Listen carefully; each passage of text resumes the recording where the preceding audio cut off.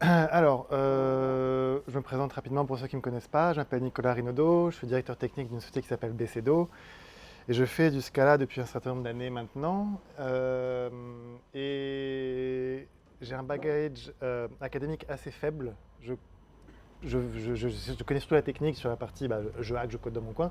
Et en arrivant à Scala, il y a plein de sujets que j'ai trouvé extrêmement intimidants, extrêmement difficile à aborder. Donc, les abstractions, les monades, tout ce genre de choses-là, ça a toujours été un truc qui m'a fait très très peur et qu'on apprend au fur et à mesure, mais c'est toujours encore un à apprendre. Les optiques, ça en fait partie. C'est un de ces sujets que j'ai toujours trouvé extrêmement intimidant, que j'ai jamais eu le courage d'apprendre. Parce que rien que les noms, on manipule des optiques, on manipule des lentilles, on manipule des prismes, ce genre de choses. Rien que le vocabulaire qui va avec fait peur.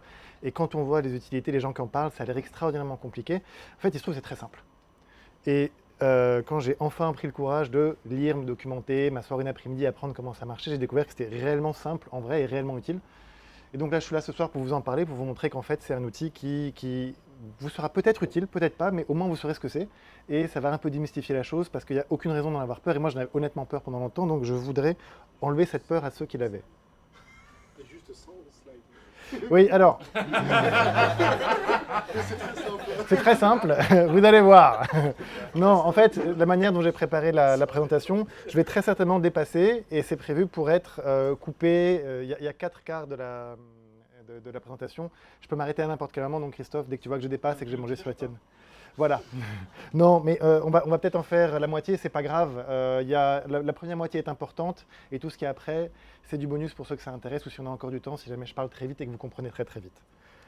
Donc, les prérequis. J'espère que tout le monde ici connaît au moins un peu Scala. J'ai pas besoin d'experts en Scala. On va manipuler des notions assez simples en fait. Mais j'espère que tout le monde est à l'aise avec la syntaxe Scala. Et ça aiderait de savoir ce que c'est un type de données algébrique. Tous les gens. Est-ce qu'il y a quelqu'un ici qui ne sait pas ce que c'est qu'un type de données algébrique? Ou on va peut-être poser dans l'autre sens. Est-ce que tout le monde ici, ceux qui savent, qui connaissent les types de données algébriques, levez la main? Ok, donc c'est la majorité des gens, mais pas tout le monde. Donc pour les gens qui ne savent pas ce que c'est, on va en parler très rapidement au début, histoire de vous mettre à l'aise, que vous ayez les bases nécessaires. Et après, on va attaquer le vif du sujet. Donc, première partie, on va parler des types de données algébriques. Type de données algébriques, c'est un... Le contraste est pas ouf. Excuse-moi, c'est parti notamment. Sinon, je l'ai fait sans le code aussi, hein, mais Sans slide aussi. Ouais, comme ça. c'est superbe comme ça. Ouais, oui.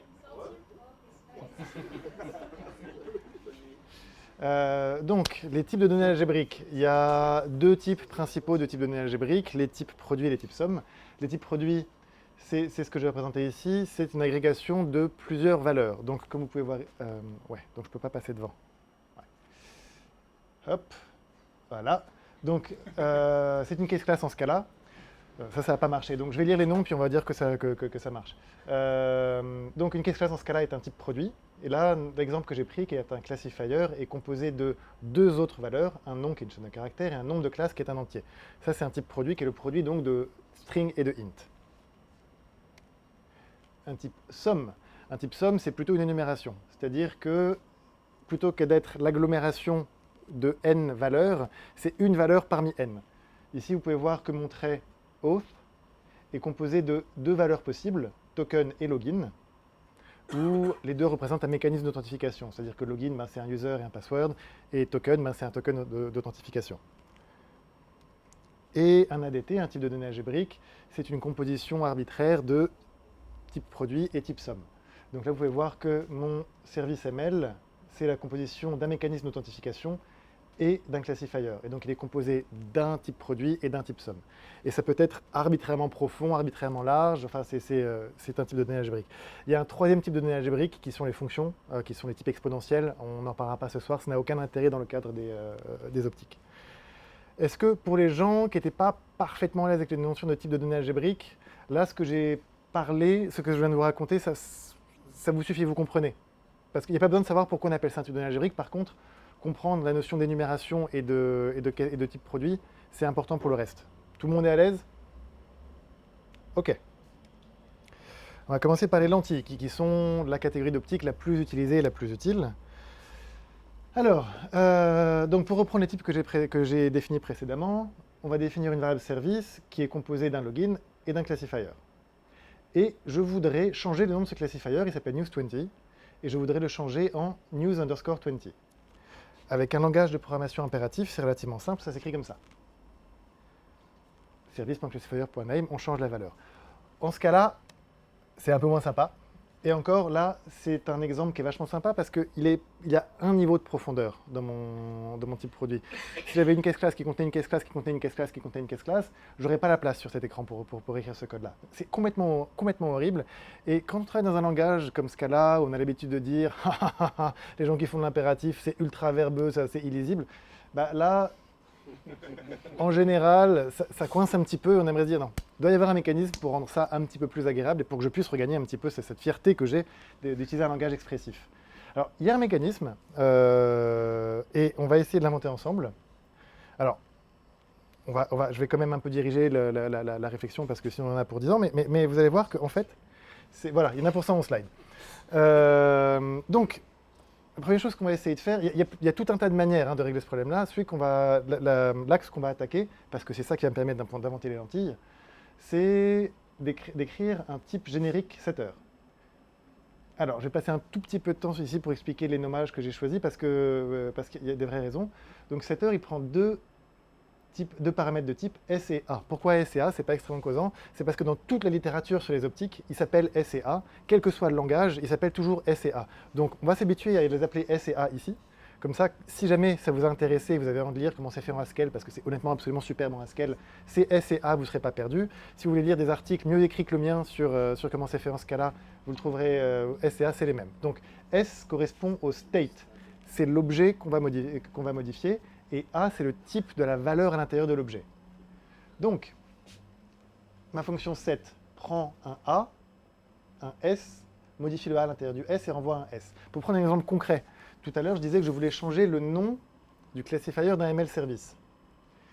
Ce serait un setter de type ML service, le state c'est ML service, puisque je veux changer une valeur qui est dans ML service, et le type et A, ce serait string, puisque je veux changer le nom qui est une chaîne de caractères. Donc, set prendrait un nom, un ML service, et renverrait le ML service après modification. Est-ce que ça c'est clair pour tout le monde? Il ne faut surtout pas hésiter à m'interrompre si vous ne comprenez pas, autant que ce soit interactif et que tout le monde passe un bon moment. Mais tant que vous ne me posez pas de questions, je vais penser que tout le monde comprend et je vais continuer. Donc si ça va trop vite, il faut m'arrêter. En ce cas-là, et dans la programmation fonctionnelle, souvent ce qu'on fait, c'est qu'on n'affecte pas une valeur, mais on modifie une valeur déjà existante. Quand vous faites un map sur une liste ou sur tout ce qui est un functor, vous appliquez une fonction à l'intérieur de ce contexte-là. Et souvent, on voudrait faire la même chose aussi avec notre setter, c'est-à-dire que plutôt que de dire « je veux que le nom il soit X », on va dire « j'ai le nom et je voudrais par exemple le rendre en uppercase ». Donc modifier, donc appliquer une valeur à l'intérieur de mon S. Appliquer une fonction à l'intérieur de mon S. Donc on va écrire cette fonction modify qui prend une fonction de transformation d'un A à un A et un S. Donc, pour remettre les noms de tout à l'heure, qui pour notre ML service prendrait une fonction qui transforme une string en une string, c'est-à-dire un nom en un autre nom, le ML service, et renverrait le ML service modifié. Cette fonction modify, si on avait un moyen d'obtenir le A et de le sortir du S, on pourrait l'implémenter de manière assez simple et on n'aurait jamais à la réécrire pour les autres implémentations. Donc, on va rajouter le get qui pour un S renvoie un A, donc qui pour un ML service renvoie le nom associé. Et le modify, on ne va pas détailler ça, parce que c'est beaucoup de parenthèses sur pas grand-chose, faites-moi confiance, ça compile. Et à tête reposée, si ça vous intéresse, vous pourrez même le réimplémenter vous-même. C'est très facile à faire quand vous suivez des types, c'est beaucoup plus difficile à expliquer quand vous êtes en train de parler avec des slides derrière vous. Mais ma fonction modify, elle compile. Toutes les slides ici compilent, elles ont été faites de manière à ce que vous puissiez coller chaque bout de code dans un REPL et que ça compile au fur et à mesure et que vous puissiez refaire tout l'exercice vous-même si vous le souhaitez. Donc croyez-moi, ça marche. Et donc, on a notre trait setter qui nous permet de setter, de getter et de modifier des valeurs à l'intérieur des valeurs de type A à l'intérieur d'une valeur de type S. C'est plus vraiment un setter. À partir du moment où on a un get, c'est un truc qui mélange un petit peu les deux. On va lui trouver un nouveau nom. C'est quelque chose qui me permet de me concentrer sur une valeur précise à l'intérieur d'un été. Comment est-ce qu'on pourrait appeler ça? C'est une lentille. Je je vais être assez sarcastique sur les noms qui vont avec les optiques. Je les trouve extrêmement ronflants et complètement idiots. Ça n'a aucun intérêt d'appeler ça une lentille à un prisme, surtout qu'après on va commencer à parler d'optionnel parce que d'un seul coup ça marche plus la métaphore de l'optique. Mais voilà, c'est un getter et un setter qui sont mis l'un dans l'autre. Voilà, donc ça c'est notre lentille. Et je vais passer quand même le reste de la présentation à en créer beaucoup d'instances pour vous montrer comment ça marche. Et j'ai pas envie à chaque fois de faire new, lens, donc on va créer des utilitaires de création d'instances. Dans le compagnon objet de lens, une fonction apply qui prend un setter, donc exactement comme notre set de la slide d'avant. Hein. Prend un A, un S et renvoie un S. Le setter, il prend un A, un S et il renvoie un S. Le getter, il prend un S, il renvoie un A. Ici, le getter, il prend un S, il renvoie un A. Et là, tout ce que font les set et le get de ma lentille, c'est qu'ils appellent le setter et le getter que j'ai reçu. Et juste, je vais nommer ces types AS dans A et S dans A pour cristalliser une intuition que vous allez avoir tout à l'heure. Et donc, A et S dans A, on va appeler ça set, et S dans A, on va appeler ça get. Donc, au final, pour créer des instances de lentilles, on a une fonction apply qui prend un set et un get, les deux de S de A, et renvoie une lentille de S de A. Il n'y a pour vraiment pas encore grand-chose de magique, mais est-ce que tout le monde suit pour un moment, ou est-ce qu'il y a des choses pas encore très claires? Ok. Bon, maintenant qu'on a ça, on va l'utiliser. On va créer une lentille qui me permet de travailler sur le classifier qui est dans un ML service. Tout le monde se rappelle de comment il marche, ML service. ML service est composé d'un truc auth qui ne nous intéresse pas pour le moment, et d'un classifier. Et un classifier est composé d'un nom et d'un entier. Donc, on fait une première lentille qui nous permet d'aller d'un ML service dans son classifier, et une deuxième lentille qui permet d'aller d'un classifier à son nom. Les implémentations ne sont pas passionnantes, à part juste pour un truc quand même. Si vous les regardez bien, c'est presque la même chose. On dirait vraiment que ça pourrait se générer automatiquement. Alors, spoiler alert, oui, bien sûr. Et on va les utiliser. Et voilà, maintenant c'est quand même vachement plus clair qu'auparavant. Non. Mais ça marche. Donc on a fait un premier pas en avant. L'implémentation, on va modifier... Ah oui, mais si je... Ok. Donc, ça va pas être évident de vous montrer là comme ça. Le nameless, donc c'est ma lentille qui sur un classifier est capable de setter le nom. On va dire que nameless, on va setter news20. Est-ce que vous vous rappelez des signatures de set? Set est une fonction... est une fonction qui prend deux listes de paramètres. D'abord le A, ensuite le S. Donc quand j'applique partiellement, c'est-à-dire que je lui passe uniquement un A, la valeur de retour, ça va être une fonction de S dans S. D'accord? Est-ce que tout le monde connaît la notion d'application partielle? Ok. Donc on était là. Et donc là, j'ai appelé nameless avec le A. Donc ça me renvoie une fonction qui va de S dans S. Cette fonction, le S pour nameless, c'était donc le classifier. Donc ici, j'ai une fonction de classifier dans classifier. Coup de pot, classifier length, il prend une fonction qui va de classifier dans classifier, il prend un ML service, il se débrouille pour tout faire, et au final, effectivement, quand on fait ça, on voit que j'ai bien obtenu le nom que j'espérais obtenir, c'est-à-dire news_20 et non pas news20. Après, vous avez vu le temps que j'ai mis à vous expliquer comment ça marchait, cette ligne de code. Donc clairement, c'est pas idéal. C'est pas beaucoup plus clair que ce qu'on avait avant. On se sent vachement plus intelligent, mais c'est pas beaucoup plus clair que ce qu'on avait avant. Et j'ai envie de vous dire qu'on n'est pas encore arrivé jusqu'au bout de notre truc, parce que là, clairement, il manque encore quelque chose. Quand on voit ce genre de choses-là, moi, ce que je fais en général, quand je me dis que j'aimerais bien rendre ça plus générique, j'essaie de réécrire, mais sous forme de fonction, et de voir tout ce que je peux abstraire, et puis voir jusqu'où je peux pousser le truc. Donc, on va transformer ça en une fonction qu'on va appeler setName, qui prend une lentille, donc qui était ma classifier length, donc une lentille de ML service dans classifier, une autre lentille qui était ma nameless qui va de classifier dans string, et qui fait tout le boulot tout à l'heure. Et donc le nom de ML service, et qui fait ça c'est exactement le code de tout à l'heure, mais avec les noms modifiés. Si vous regardez bien cette implémentation, on ne se sert jamais du fait que ce type-là soit ML service, que ce type-là soit un classifier, etc., etc., etc. La seule contrainte qu'on voit qui soit apparente, c'est que ici et ici soient le même type. Donc, on va rendre ça polymorphique. Et hop, maintenant, une fonction qui prend une lens de S dans A, une fonction qui prend une lens de A dans B, et qui va renvoyer, et qui va, pardon, enfin, le reste de la signature reste le même. Le B qui prend un B et un S dans S, c'est quelque chose qu'on a vu tout à l'heure. C'est un set de BS. Donc c'est la première moitié d'une lentille. Quand on a une lentille SA et une lentille AB, on est capable de faire un set SB. Est-ce qu'on est capable de faire un get? Pour le coup, le get, il est assez trivial. L2.get de L1.get, donc L2.get pour un A, ça rend... non, pardon, L1.get pour un S, ça renvoie un A. L2.get, ça prend un A et ça renvoie un B. Donc L2.get de L1.get de S, ça renvoie effectivement ce que je voulais, qui est un B. Donc, j'ai réussi à faire, quand j'ai une lentille de S dans A, une lentille de A dans B, j'ai réussi à faire une lentille de S dans B. Donc on peut composer des lentilles. En général, quand on arrive là, on commence à se dire qu'on contient quelque chose. Quand on arrive à composer les choses qu'on a créées, on arrive à quelque chose de sympa. Et donc on va réécrire nos lentilles précédentes. On avait notre lentille de classification, notre lentille de name. On les compose. Alors j'ai appelé cette fonction compose LL, L donc lens dans lens, parce que vous allez voir qu'on va en écrire tout un paquet de fonctions de composition.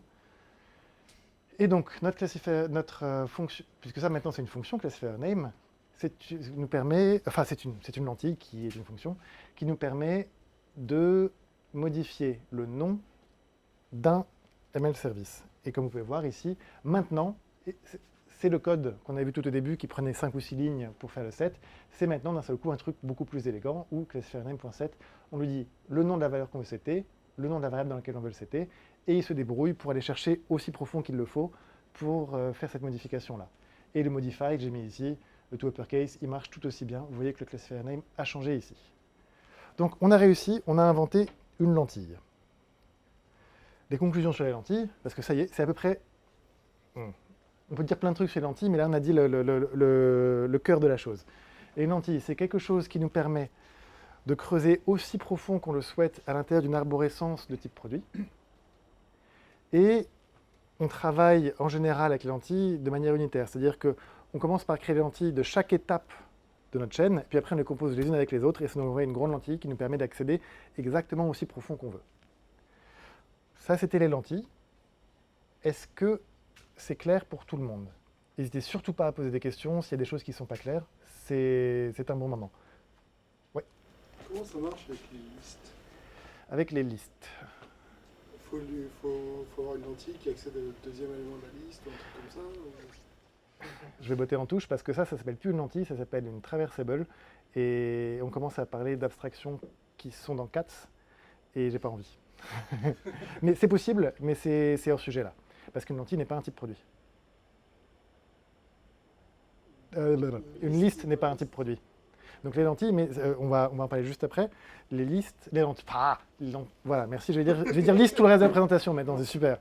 Les lentilles, c'est uniquement pour les types produits. Voilà. D'autres questions? Je voyais des têtes un petit peu hésitantes au fond. Non? Tout le monde est à l'aise? Ok. Maintenant qu'on a parlé des lentilles, on va parler des autres choses qui sont nécessaires et qui sont souvent utiles dans les optiques, qui sont les prismes et les optionnels. Alors là, vous voyez, prisme, optique, optionnel, ça commence déjà à plus trop marcher leur histoire. Donc ce qu'on avait commencé par faire pour motiver les lentilles, c'est qu'on avait essayé de modifier le nom du classifier d'un ML service. Maintenant, ce qu'on va faire, c'est qu'on va modifier le nom le nom de l'utilisateur du mécanisme d'authentification qui est stocké dans ML Service. Donc, vous vous rappelez comment il marche ML Service? ML Service contient un auth qui peut être un auth.login ou un auth.token, et auth.login, il a un username et un mot de passe. D'accord? Donc, on vient de voir les lentilles qui nous permettent de creuser arbitrairement profond dans une arborescence de type produit. Et là, on a un ADT. Notre premier élément, c'est un ML Service qui est donc un type produit. Donc, on va commencer par faire une lentille. La même lentille qu'auparavant, et c'est une lentille qui, pour ML Service, me permet d'accéder au champ auth avec le code qui n'a absolument aucun intérêt et qu'on ne va pas tarder A de toute manière généré automatiquement. Et ensuite, quand on a notre instance de auth, on voudrait accéder au username du login associé. Comment est-ce qu'on va l'écrire cette lentille? Parce que pour le moment, on n'a que des lentilles dans notre boîte à outils. Donc on aimerait écrire une lentille pour ça, mais est-ce qu'on peut l'écrire cette lentille? Comment est-ce qu'on peut écrire la partie getter de la lentille? C'est-à-dire qu'on a une variable de type auth et on veut en sortir le login, le username si c'est un login. Et le truc, c'est qu'on ne peut pas. Puisque là, donc, je vais pattern matcher sur ma variable de type auth, qui est soit un login, auquel cas c'est facile pour envoyer le username, c'est le premier champ. Si c'est un token, il n'y a pas de username associé. Toutes les valeurs de type auth n'ont pas un username associé. Donc une lentille ne répond pas à la problématique ici. Il va falloir qu'on trouve autre chose. Comment est-ce qu'on pourrait appeler ça? C'est quelque chose qui permet de prendre une valeur parmi n et de diffracter, on va dire. C'est un prisme. Il ressemble beaucoup dans ses signatures à une lentille, sauf que maintenant, il y a une notion d'optionnalité. C'est-à-dire que le get renvoie peut-être la valeur qu'on a, ou peut-être pas. Donc dans le cas de ce qu'on a dit, si on a un auth.login, ça va renvoyer un somme du username, mais si on a un auth.token, il n'y a pas de username, donc on renvoie none. Le set, eh bien, quand on a, alors je vais mettre des noms concrets pour que ce soit plus facile à suivre. Quand on a un auth.login et qu'on veut renvoyer un auth, c'est relativement trivial, vous allez voir l'implémentation tout à l'heure, et le modify qui est un peu mochetard, mais qui marche très bien. On va pas passer un quart d'heure sur l'implémentation parce qu'elle n'a aucun intérêt. Vous pourrez tout à fait jouer avec, je vais linker les slides après, mais on est tout à fait capable d'implémenter modify pour un prisme. Question, Oui. Sur ton set, il ne manque pas un deuxième paramètre avec S? Tu ne prends pas S en paramètre? Bah, non, parce que le prisme, il me permet pour... alors, comment est-ce que je peux réexpliquer ça? Comment est-ce que je peux expliquer ça concrètement? Mon prisme, il me permet pour un auth de travailler avec un auth.login. Mais auth.login n'est pas une valeur qui est à l'intérieur de auth. C'est une valeur de auth. Tu vois ce que je veux dire? Ton auth est un auth.login.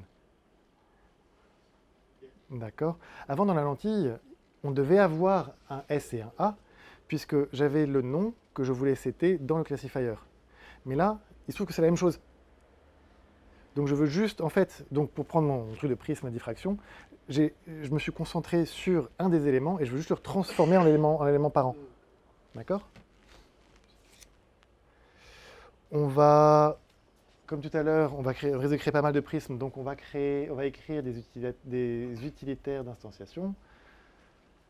C'est le même concept que tout à l'heure, un setter, un getter, on wrap ça dans un objet de type prisme. Il n'y a pas... Là, c'est du boilerplate que j'ai écrit pour vous pour pouvoir le réutiliser tout à l'heure. Ce qu'on va aussi faire, là où c'est un tout petit peu feintu, on peut rendre ça un peu plus élégant si on utilise des fonctions partielles. Est-ce que tout le monde sait ce que c'est qu'une fonction partielle? OK. Donc, si on utilise une fonction partielle ici, les fonctions partielles, ça a d'intéressant en ce cas-là qu'on peut les lifter en une fonction totale. Si on a une fonction partielle de S dans A, on peut la lifter en une fonction totale de S dans option de A. Alors, S dans option de A, c'est marrant, c'est ce qu'on a là. Et donc, si jamais notre getter est une fonction partielle, on peut tout à fait la transformer automatiquement en le getter d'ici, ce qui nous permet d'écrire des choses de manière beaucoup plus simple et beaucoup plus lisible, puisque ici, mon login prism, donc le login prism, c'est ce qui me permet pour un auth de travailler avec la valeur de login qui est à l'intérieur si c'est un login. Le setter, il prend un auth.login et il le transforme en auth. J'aurais bien aimé mettre identité ici, mais on est en ce cas-là. Identité, c'est une fonction qui va de A dans A. Et je ne veux pas une fonction qui va de A dans A. Je ne veux pas une fonction qui va de auth.login dans auth.login. Je veux une fonction qui va de auth.login dans auth. Donc identité n'est pas une fonction qui type check. Donc j'ai dû écrire identité à la main. Ce n'est pas très compliqué. Et ici, donc, c'est un pattern match. Un pattern match, c'est une fonction partielle. Et donc je n'ai à écrire que le cas où j'ai mon login. Et le reste est généré par le fait que ce soit une fonction partielle. Tout le monde est bon? Tout le monde est bon.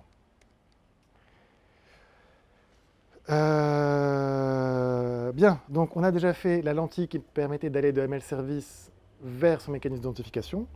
J'ai le prisme qui me permet d'aller du mécanisme d'authentification vers le login. Maintenant, il faut que je sois capable de passer du login au username. C'est une lentille, on en a écrit déjà 3 ou 4 avant, c'est la même. Voilà. Et on va devoir commencer à composer.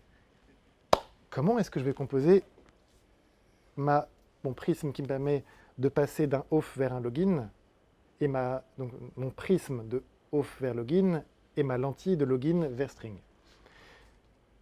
On connaît les prismes et les lentilles, donc on va essayer, on se dit peut-être que prisme plus lentille, ça fait peut-être un prisme. Donc, ma fonction de composition prisme-lentille, elle prend un prisme de S dans A, une lentille de A dans B, et on voudrait qu'elle renvoie un prisme de S dans B. Le problème, c'est que dans le setter, qu'on voudrait bien écrire comme ça, puisque c'est l'implémentation qu'on avait auparavant, je ne sais plus si c'est dans les lentilles ou dans les prismes, mais enfin, c'est l'implémentation logique, mais on a besoin d'obtenir un A, ce A-là. Et il est impossible, à partir d'une valeur de type B, donc pour mettre les noms concrets, pour que ce soit plus facile pour suivre, mon B, c'est donc le username. Quand j'ai un username, il m'est parfaitement impossible de remonter à login. Parce que pour construire un login, j'ai besoin du username et du mot de passe. Donc, quand j'ai ici un username, je ne peux pas remonter à un login, donc je ne peux pas appeler ce bout de code qui me permettrait d'implémenter la partie 7 de mon prisme. Donc, on ne peut pas composer un prisme et une lentille pour en faire un prisme. Le problème, et vous allez voir que ça va revenir à chaque fois qu'on va essayer de faire cette composition-là, c'est la notion d'optionnalité. Une lentille ne gère pas l'optionnalité, un prisme est optionnel, donc on mélange très mal les deux, puisqu'une prisme n'a pas d'option. Donc à partir du moment où on met une option quelque part, la lentille n'arrive plus à suivre. On va essayer de faire, donc prisme plus lentille, ce n'était pas un prisme, on va essayer d'en faire une lentille. Même problème qu'auparavant, sauf que là, c'est dans le getter. L'implémentation, elle est relativement logique quand on regarde les types, mais le problème, c'est qu'elle nous renvoie une option de B, alors qu'on a besoin d'un B, et il n'existe pas de moyen, on va dire, acceptable de passer d'une option B à un B. Alors, il y en a plein qui rient, il y en a qui n'ont pas rigolé. Ceux qui n'ont pas rigolé, on est d'accord que option.get, c'est un péché. Tout le monde est... Ok, voilà, c'est un péché, ne le faites pas. Sauf dans les tests, si vous avez besoin. Donc, on ne peut pas implémenter get ici, donc on ne peut pas créer une lentille à partir d'un prisme et une lentille. Donc, un prisme et une lentille, c'est pas un prisme. Un prisme et une lentille, c'est pas une lentille. Il doit nous manquer un truc. Une lentille qui nous permet de travailler sur quelque chose qui n'est pas là. On va appeler ça un optionnel. Parce que maintenant, ça marche plus, la jolie métaphore sur les optiques, elle n'existe plus. Donc, un optionnel. Et puis après, attendez, on va pas en parler, mais après, il y a les traversal. Je ne sais pas pourquoi ils ont gardé les noms d'optiques. Donc, l'optionnel, c'est un mélange entre une lentille et un prisme, puisque le set, c'est le set dont tu parlais tout à l'heure, qui lui prend un A. Le get, c'est le get du prisme, puisqu'il nous permet de travailler sur une valeur qui pourrait ne pas être là, et le modify n'a aucun intérêt. Et donc, une optionnelle, la différence entre un optionnel et un prisme, c'est que le prisme, il nous permet pour le login de remonter à un auth, ou pour le auth de descendre vers un login. L'optionnel, quant à lui, il nous permet de travailler sur le champ username de login s'il existe. Et sinon, il ne fait rien. Est-ce que c'est à peu près clair, le concept d'optionnel? Oui. Si tu pouvais répéter la dernière, l'analogie avec justement username et login pour l'optionnel. Alors, l'optionnel permet de... Quand on a un auth, on voudrait travailler avec la valeur de login avec la valeur de username du login que pourrait être l'auth.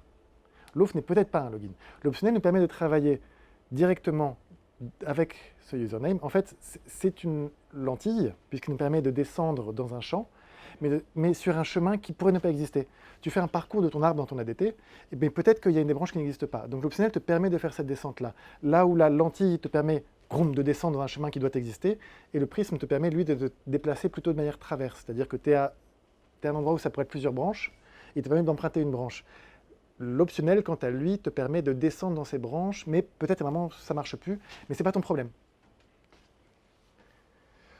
On va recréer, comme d'habitude, les utilitaires de création. Vous l'avez déjà vu 2 fois, c'est la même chose. On va pas s'attarder là-dessus. Maintenant, alors, là, on a, je crois, 10 slides qu'on va faire soit en 1h30, soit en 10 secondes. C'est vous qui voyez. Parce que maintenant, on va faire les compositions, toutes les compositions possibles entre les lentilles, les prismes et les optionnels. Elles y sont toutes. Donc, c'est un peu pour ça aussi qu'il y en a 111 de slides.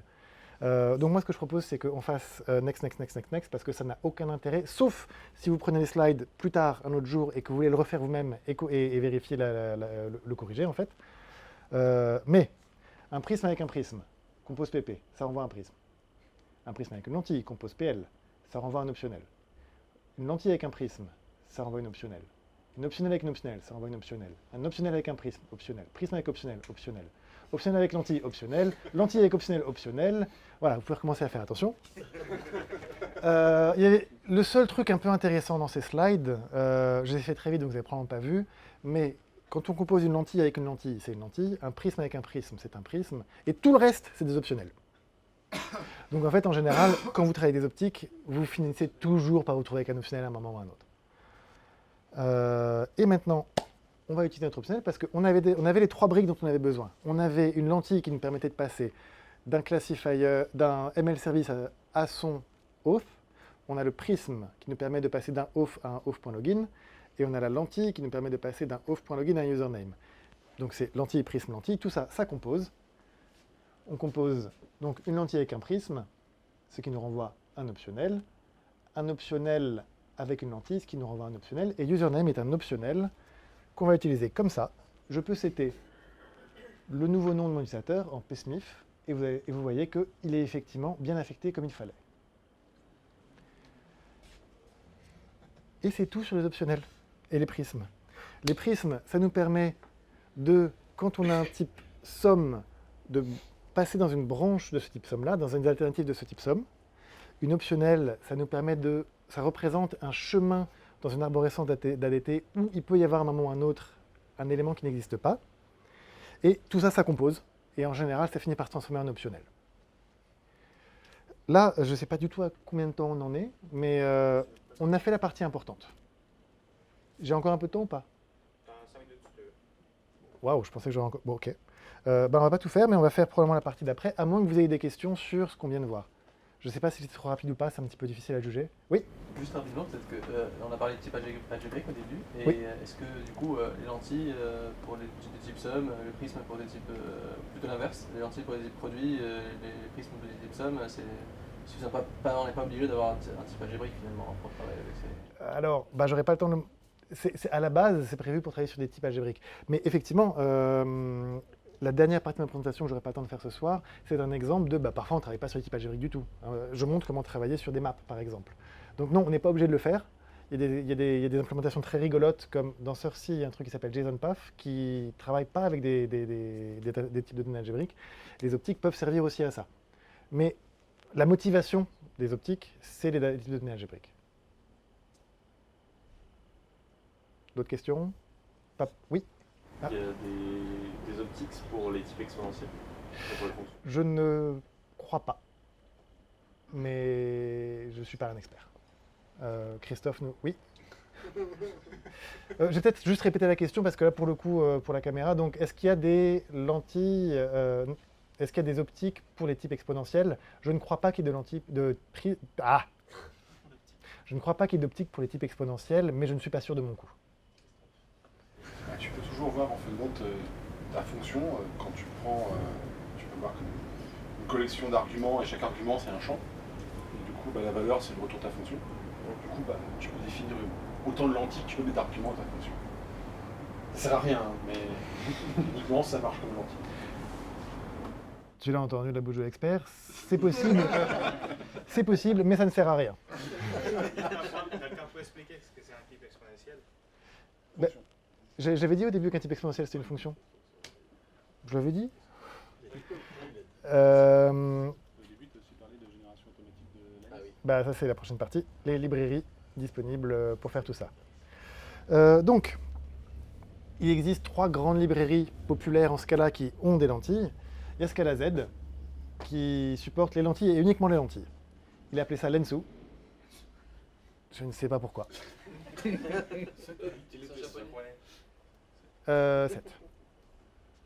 C'est peut-être un japonais qui l'a fait, je ne sais pas. Mais ça s'appelle Lensu.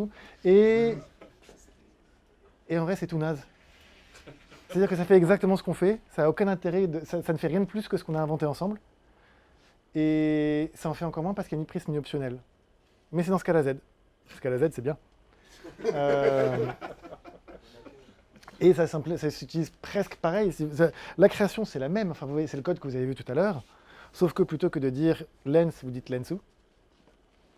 Et l'implémentation, ok, moi c'est purifié ou c'est pas purifié. Mais sinon, voilà, dans Scala Z, il y a cette implémentation-là. Shapeless. Alors Shapeless, pour le coup, c'est plus élégant. Quand ça marche. Parce que c'est Shapeless. Mais quand ça marche, c'est absolument superbe. Parce que le code tout à l'heure, donc, pour comparer, hein, ça là, ram, en Shapeless, c'est ça. Vous lui dites que je veux créer une lance sur ML Service, puis après je veux le classifier name, mais tu te débrouilles. Et il se débrouille vraiment, et ça marche. Ce code-là, il compile, et il marche exactement comme vous voudriez qu'il marche. Shapeless, quand ça marche comme ça devrait, c'est vachement bien. Parfois, ça marche pas. Et là, ça marche jamais. Mais quand ça marche, c'est vachement bien. Et honnêtement, c'est superbe. Non, mais regarde, c'est super élégant, j'adore. Alors, il y a une petite particularité dans Shapeless, c'est qu'ils n'ont pas d'optionnel. Ils ont que des lentilles et des prismes. Mais en vrai, Maïs Sabine, pour une raison que j'ai pas encore complètement compris, a décidé qu'on allait appeler optionnel prisme et on n'allait pas faire de prisme. Parce qu'en fait, c'est les prismes qu'ils n'ont pas. Ils ont des optionnels et des lentilles. Mais les prismes s'appellent des optionnels. Mais après, fondamentalement, on s'en fiche dans la mesure où au final, on écrit ça, ça renvoie le bon type et ça marche. Honnêtement, si vous avez déjà Shapeless dans votre classe PAF et que vous n'avez pas peur, utilisez ça parce que c'est vraiment super bien. Comment le point user il est résolu? Est-ce qu'il concatène tous les champs possibles des différentes alternatives de la DT pour qu'on puisse faire point user? Alors, juste pour la caméra, quelqu'un est en train de me demander comment est-ce que ça marche Shapeless. La réponse est j'en sais rien. Non, mais en fait j'ai lu le code et il n'est pas ultra compliqué, mais te l'expliquer là de vive voix, on peut regarder après le code si tu veux, mais enfin, oui, c'est de la magie quoi. Enfin, c'est Shapeless. Non, mais enfin, tu es capable de travailler grâce à Shapeless, tu es capable de transformer, de savoir si le type de classifier c'est plutôt un type produit ou un type somme. Si c'est un type produit, ben, tu sais donc que tu vas avoir une lentille et donc tu essaies de créer une lentille, tu vois si ça marche et tu composes tes lentilles.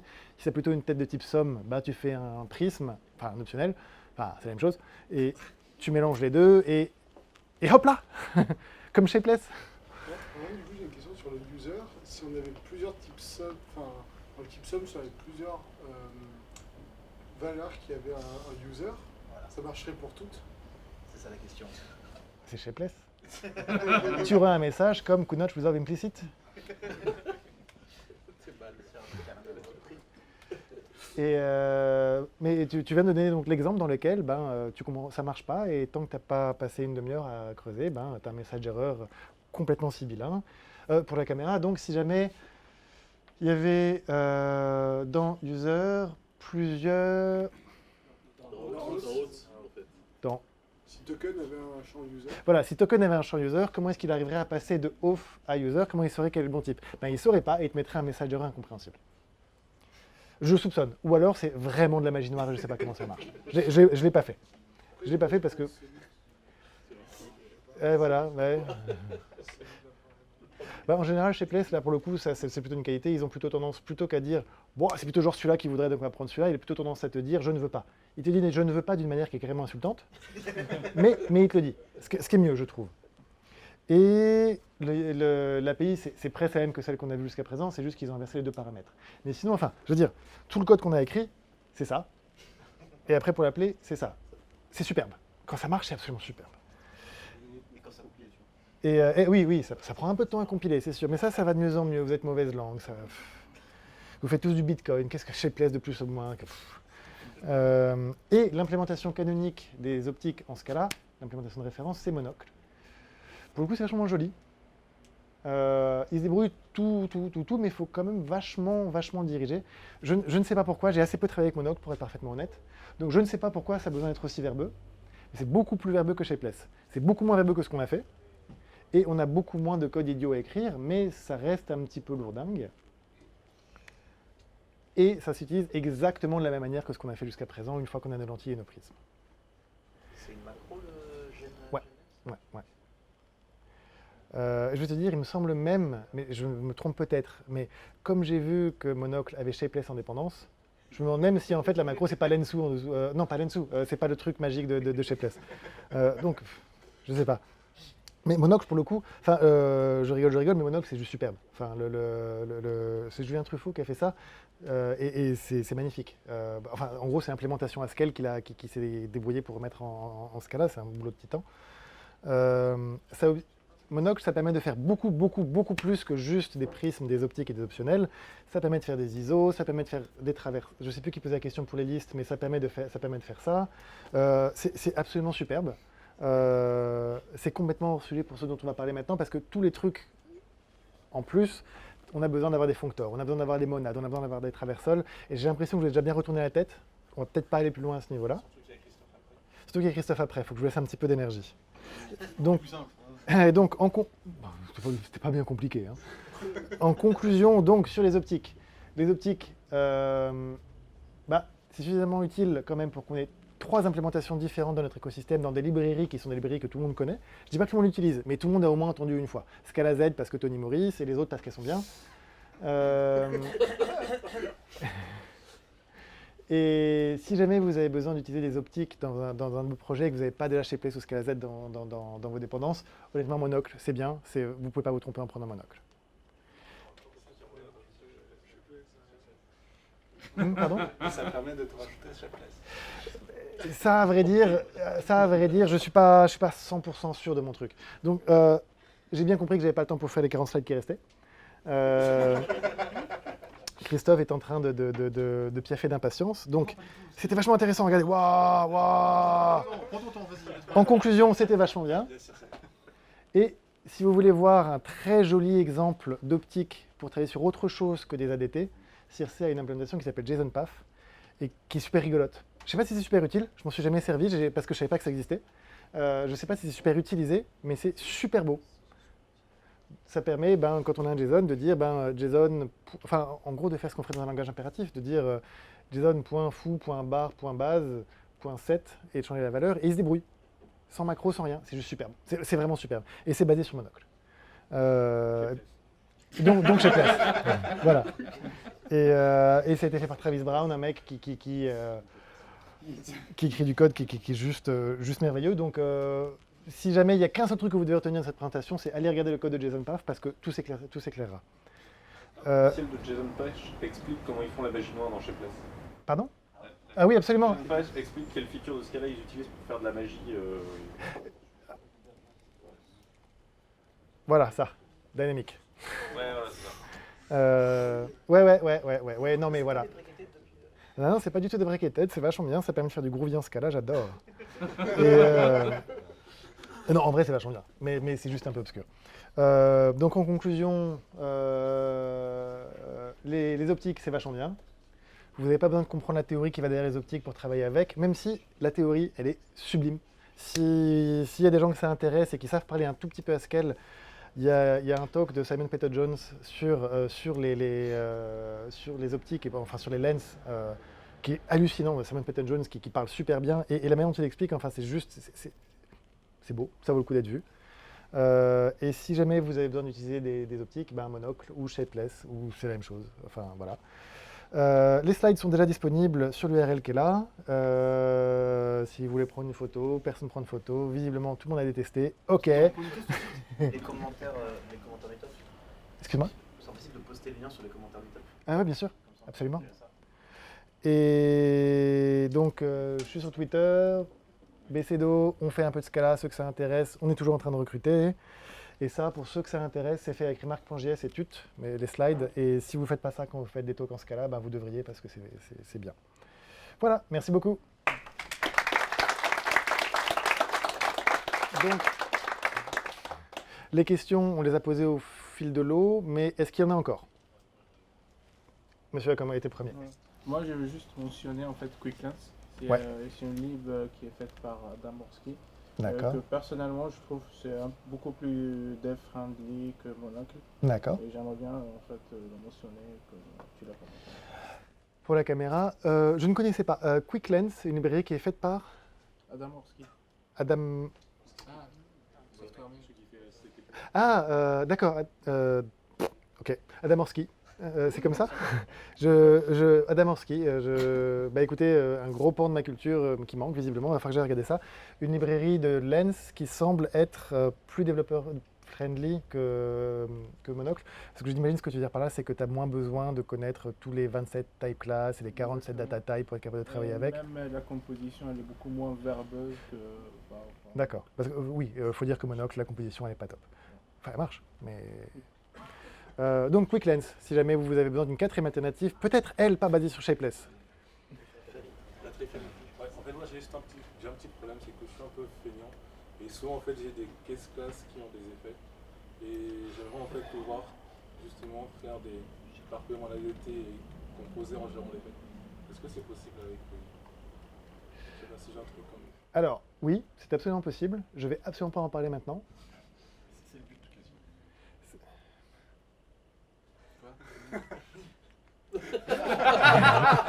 Tu veux une question? Ouais. Si tu veux une question, t'as. À toi de parler, Christophe, à ton tour. D'autres questions? Non, mais il y a un point, je pense, qui peut être intéressant, c'est la deuxième définition des lens, celle qui est. Basé sur les functors. Celle qui est souvent la plus connue parce que l'originelle, sans doute. Oui, c'est celle donc de for all f pour tous les functors A et que tu es capable de lui filer S de f de A, donc il te donne un S de f de B. Oui, alors oui mais non, parce que je ne sais pas l'exprimer vraiment en ce cas-là. Et j'ai pas envie de faire peur. Mais enfin, on peut la mentionner absolument. La définition originale d'une lentille n'est pas du tout ce que je vous ai montré. La définition originale d'une lentille, c'est une fonction. C'est juste une fonction. C'est la même chose. Hein. Non, parce que c'est beaucoup plus élégant. Parce que, on pourra en parler après pour aller dans le détail, mais là, ce que je t'ai montré, quand tu veux faire des modifications, tu dois parfois traverser 2 fois l'arbre de ton ADT, alors que quand c'est juste une fonction, que c'est juste de la composition de fonction, que c'est juste sur la base d'un functor et que tu lui passes, plutôt que de lui passer un functor compliqué ou un effet compliqué, tu lui balances const ou identity, je sais plus, mais il fait qu'un seul traversal. C'est vachement plus élégant. C'est vachement plus élégant et le talk dont je parlais, c'est entièrement là-dessus. C'est sublime, c'est beaucoup plus élégant que ce que je vous ai montré. Moi, je ne vous ai pas montré le truc beau des lentilles. Je vous ai montré que c'était facile à inventer, que c'était facile à utiliser et que c'était pratique. Après, il y a la théorie derrière qui est compliquée, qui est complètement perchée. C'est des profuncteurs, mais c'est vachement beau. Pas besoin de ça. Ça s'appelle des profuncteurs optiques, ça. Mais... Oui, j'ai le compliqué. C'est Christophe qui dit ça. Voilà. D'autres questions ou est-ce que je passe la main à Christophe? Oui. Dans le one-liner un peu connu, il y a au lieu d'avoir juste les 2 types qu'on avait, il y a le stab. STAB. Oui, alors en fait, c'est parce que... Alors, en vrai, une lentille, quand tu commences à bien creuser au fond, une lentille, ça prend pas ça prend pas S et A, ça prend S, S', A, A'. Et puis ils ont appelé ça ST, parce que T suit S, et B après A, et puis ça fait stab et c'est rigolo. Mais c'est parce qu'en fait, une lentille, ça a 4 paramètres de type quand tu veux commencer à faire des compositions compliquées. Voilà. Parfait, merci beaucoup. Je reviens dans 3 minutes. D'accord. Vous avez 3 minutes pour poser encore des... Ou alors, si vous voulez. Oh.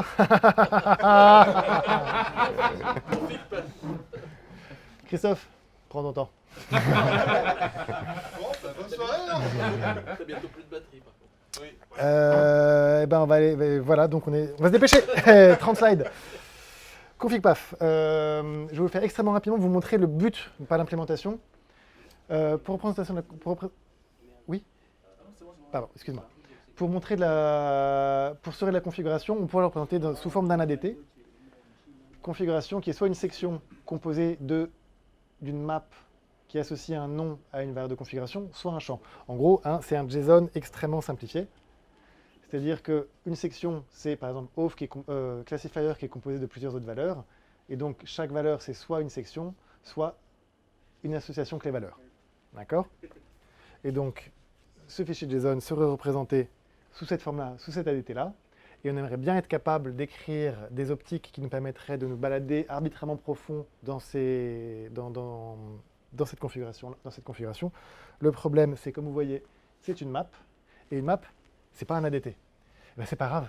Les lentilles, les optiques, ça nous permet de travailler non pas que avec des ADT, mais avec tout ce qui est à peu près sain, c'est-à-dire un truc qui n'est pas mutable, tout ça, voilà.